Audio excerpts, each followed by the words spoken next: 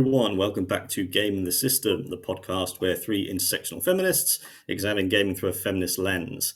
Today it is Matt and Jem, and we're continuing our series of commentary on The Last of Us TV series.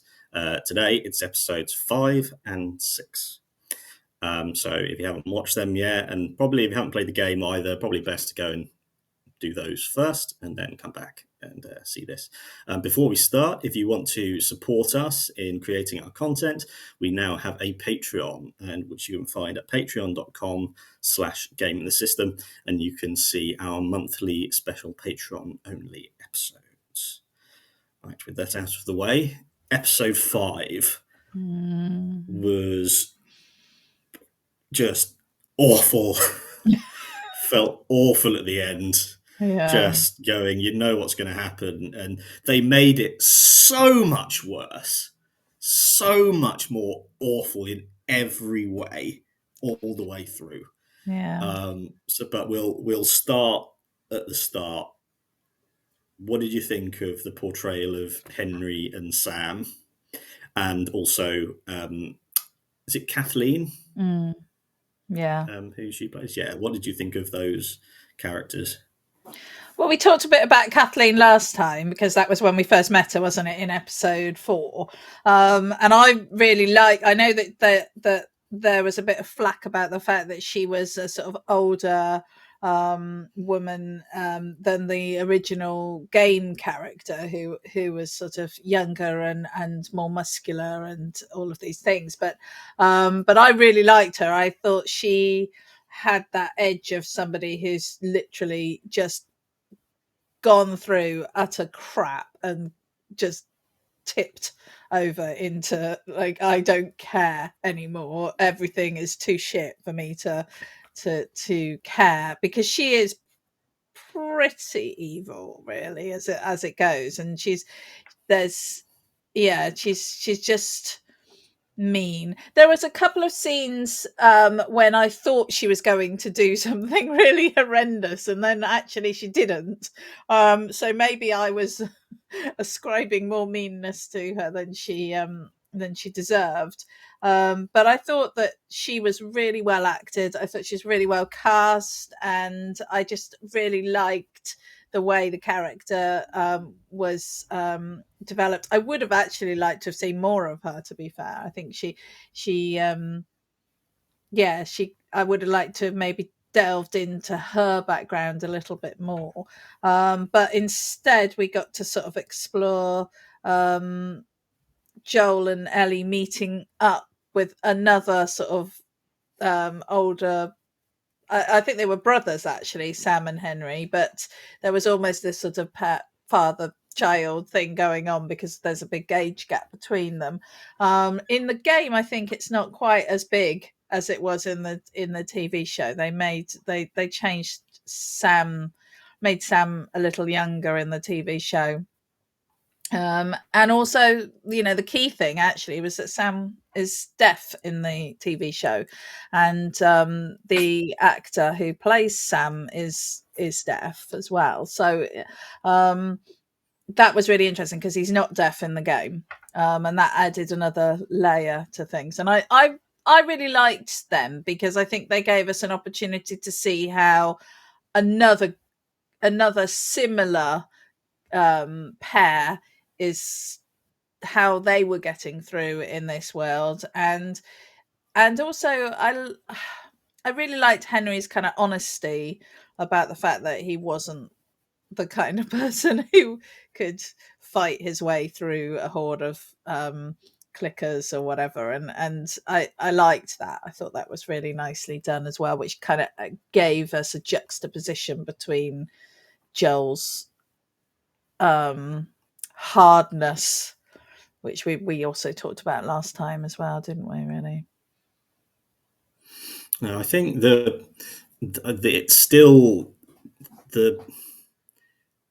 they've not made it violent as it needs to be to have the impact. So we haven't seen Kathleen actually shoot someone. She shot the doctor at the end of the last episode, but if you go, anyone can shoot anyone. There's nothing difficult or scary about someone being able to shoot someone. And with Joel, we've only seen him shoot someone, and when he beat the guard to death, it was because he lost control. And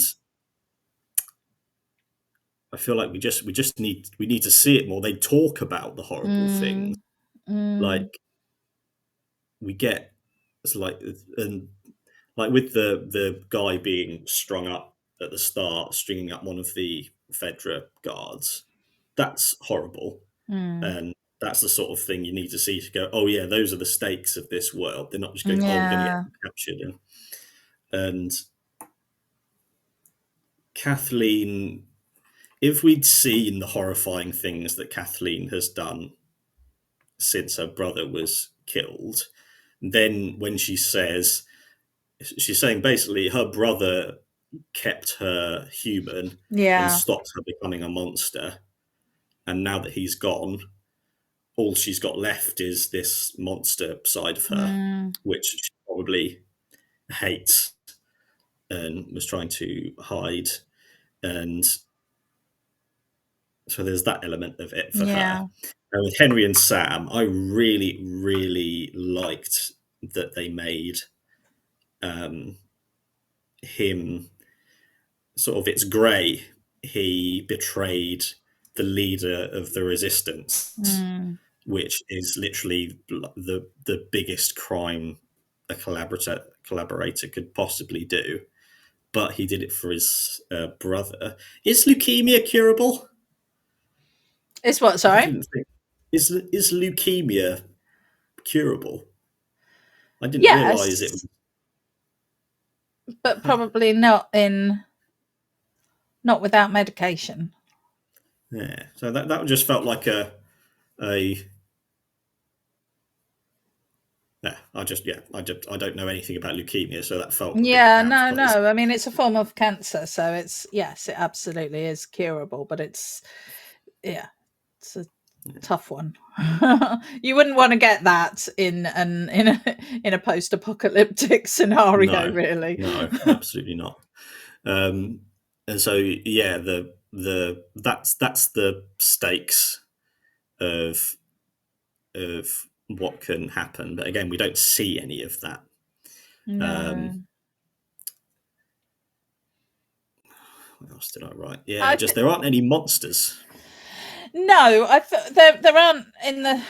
I mean, there are quite a few at the end of the end of the episode. It's quite you kind of make up for it, and actually, there's a lot more at the end in the TV show than there was in the game at that same scene.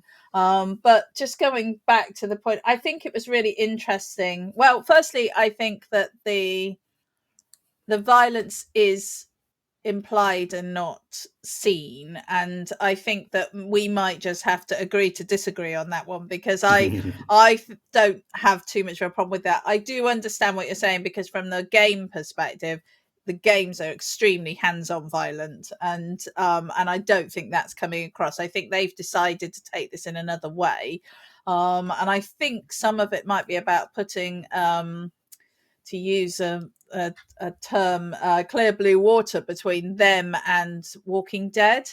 Because in The Walking Dead, you just constantly feel like at any moment something horrendous and violent and horrible is going to happen, and your favorite person is going to die. And I haven't finished the seasons actually of Walking Dead, because I found them so stressful that I have to watch them when I'm in the right zone. And I think, that's I'm not getting that same feel with this, which I don't know if that's a good or a bad thing, but it's nice not to have this sort of constant, like, oh my god, you can actually engage with the story. But I do also think that it was really interesting when they talked about Henry's betrayal, because Joel is he's really like, oh, he hears what he's done, and he loses respect for Henry once he hears about that. There's a real moment where he's like, okay, you're a bad guy. You're not the sort of person I want to be around. Um, despite the fact that clearly he's not friends with these people, that there's just this whole thing about betrayal and loyalty and all of that.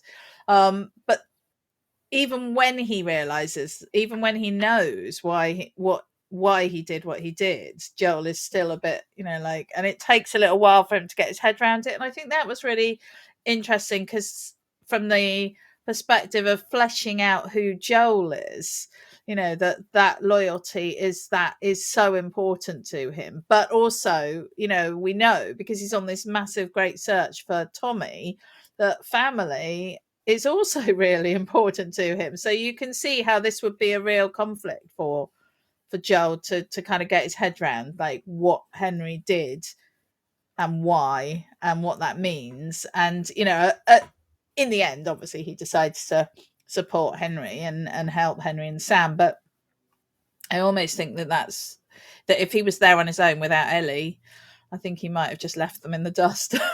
I don't think he would have helped. Yeah, because I think since Joel had 20 years of just hardening himself and closing off all of his emotions because he didn't have anyone to live for. So he was just adapting himself to what he needed to be to survive. And it was literally just him and Tommy and Tess. That was his world. And he wouldn't, I agree. I don't think he would have been moved by, especially by these two. I think, yeah, that's interesting. And it's only since he's been with Ellie that here, and we'll talk about this more when we're talking about the next episode, Joel's emotional spectrum and his emotional literacy, which is completely different from the game. So he's been sort of opening up, the feeling side of him has been growing out again. Yeah. And the more it grows and the more time he spends with Ellie, the more he becomes, his feelings and his emotions are out there and they're raw and he's vulnerable.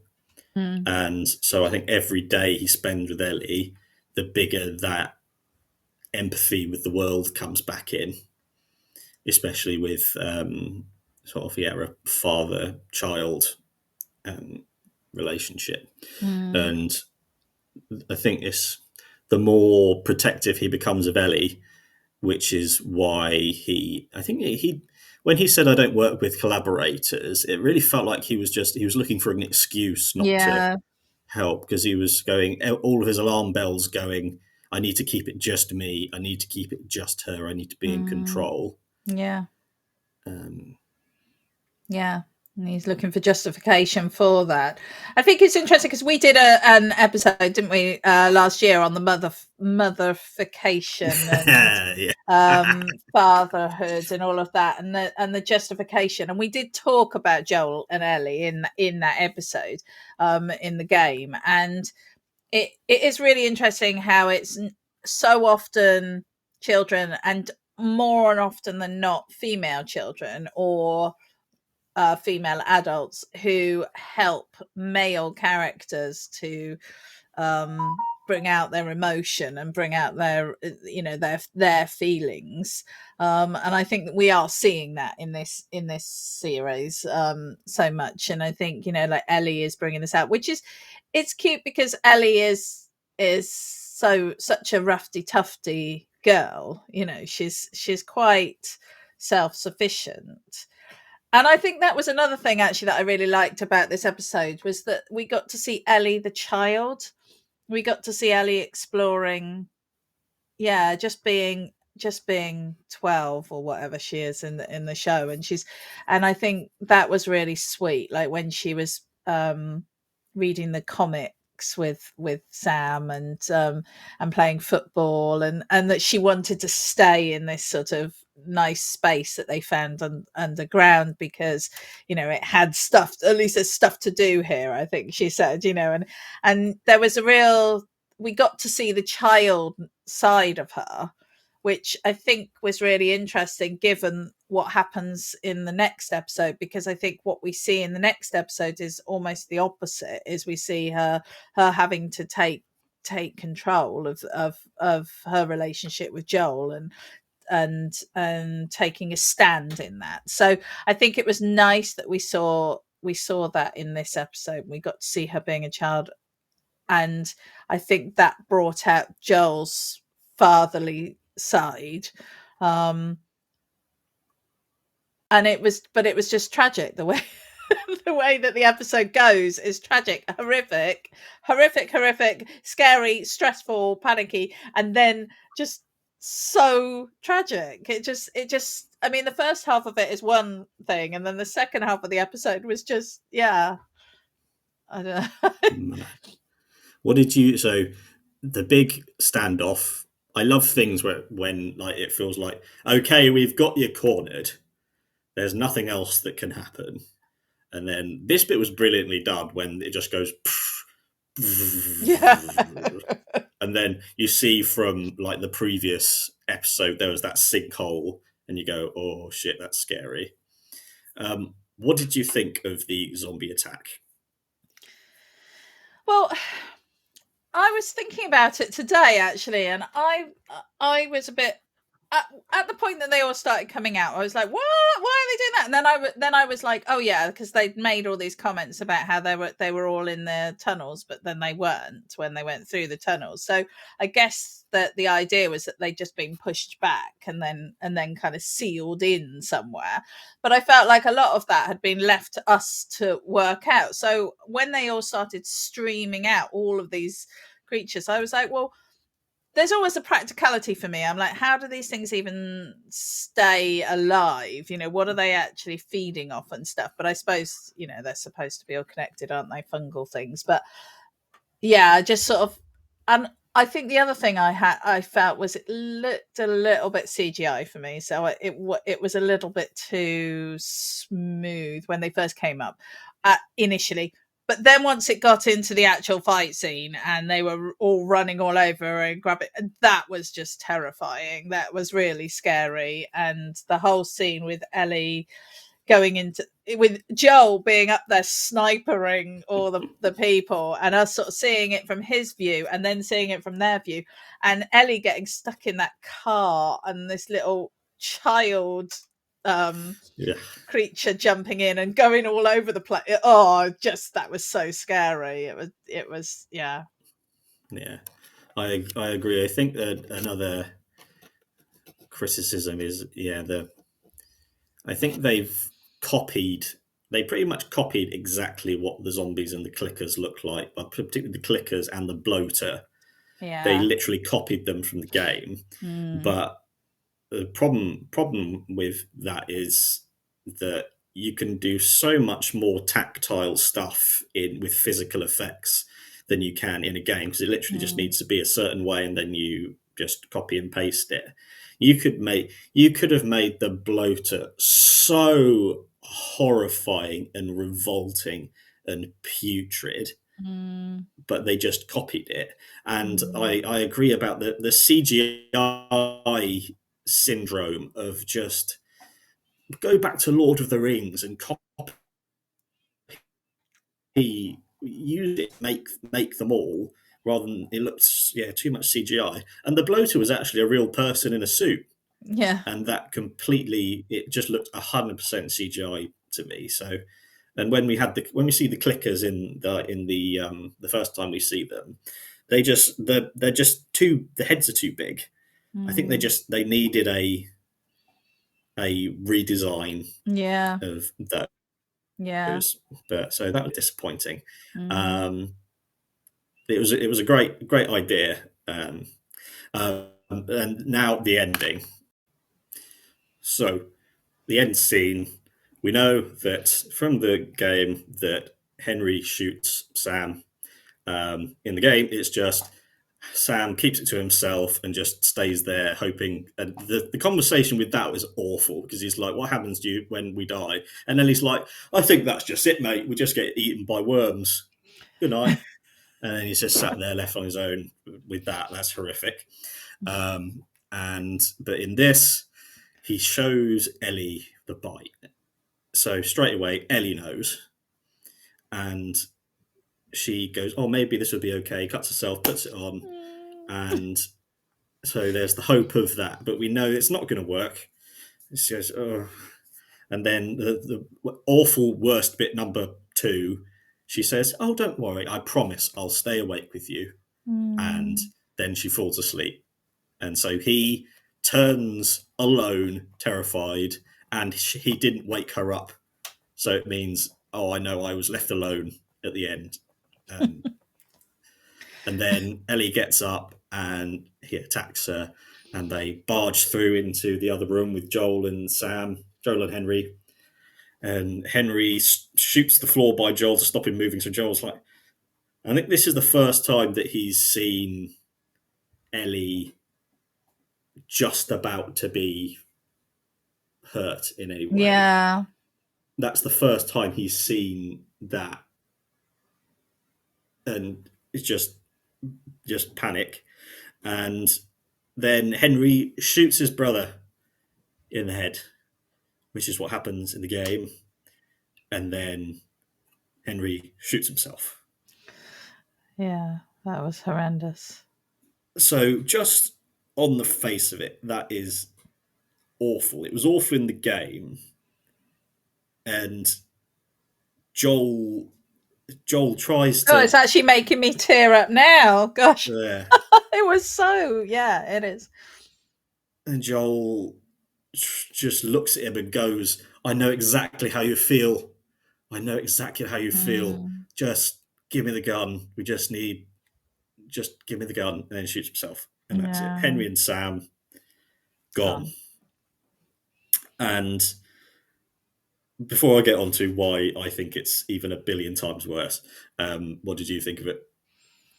Yeah, I think it was just so tragic, and again, it was really lovely to see Ellie and Sam bonding, and they talk about, Sam asks if she's scared, and she says that she's scared all the time, and you just get a real insight into how horrendous existence is for these 2 young people, and that the adults feel like they're carrying everything, as we so often do, but the kids are also being affected by all of this, and they really bonded, and you really feel Ellie's so earnest when she cuts her hand, and she really believes. She said, my blood is magic, my blood is medicine, and it's just, yeah, it's just that real innocence, I think, that we've brought out in Ellie by Sam. And then for her to wake up the next morning and him to have turned, and her to have, as you said, not been there. And the last thing when they leave is she just puts, I'm sorry, doesn't she? She writes, I'm sorry. So it was obviously so, it just really got me. I mean, I found it, I got emotional when you were just describing it then. And I just think it's so sad, because I think them being there, them bumping into each other, even though it's in a really stressful scenario, they escaped all these zombies, clickers, and they infected, and they managed to get out of that terrible situation. And then this happens, and Henry shooting himself was so shocking, even though I knew it was going to happen, because it's just this sign, like, there's no point. everything has been for Sam, and now he's gone. There's no point. And like you say, Joel is 100% aware of that, and he's just trying to give him time to breathe before he makes this horrendous decision. And Ellie's face, I mean, that Ellie has to see all of that unfold is just, yet another kind of nail in the innocence of her childhood. And it's horrible on so many levels. Yeah. I think the reason, this is the problem with guns, it's too easy to kill yourself. With every other kind of suicide, it takes time. Yeah. And so the reason he does it, I think, in the game is because it's literally a 20-second period of everything's fine. My brother's turned. I had to shoot him in the head. Bang. That's it. Yeah. 20-second period. In this, it's the same for Henry in this. But what you just said about him thinking, I betrayed the leader of this group for my brother. The entire community pretty much was just slaughtered by the infected. And now my brother's gone. I did all of that for. Just all that rushed through his head and just bang. Which is just as awful for him. But what makes it just catastrophically worse, which is brilliant, I have to give tremendous props to the writers, because in the game Sam kept it to himself. That was just meant it turned on his own. But this way, if Ellie had come out of the room and said Sam's been bitten, then Henry would have had a long time to spend the last few hours with his brother, coming to terms with it. And he would have to be that big brother going, I love you, it's okay. It's all right. I'm going to stay here. It's going to be all right. And he would have been able to start that grieving process. Yeah. And start processing it, because Joel knows exactly what he's been through. And knows that you can survive that. But so it was Ellie choosing that robbed Henry of that time to grieve, and she betrayed Sam by falling asleep. And so it's easy to go, it's all her fault. Yeah. And just, But she's just a child, and children make promises that they don't keep, and do make stupid decisions. And I think that's the thing. It reminded us that Ellie is just a child, and she's in a really adult situation, and as adults we're watching this very grown-up story, but she is just a child. And I think that was, that's my takeaway. But I agree. I mean, I think it's just it's just horrible. Yeah. And Joel really felt like a third wheel in the most of it. Yeah. And it's him just seeing that nearly happen to Ellie, and he froze, and what he would have done, like at other points, he would have just attacked. He could have just attacked Henry, but he was struck because he's more emotionally open. He wasn't able to harden up and do whatever it would take to stop Henry. He was stupidly like, oh, it's his brother. He's changing all his feelings and emotions, and he froze. And just reminding you how damaged Joel is. Yeah. And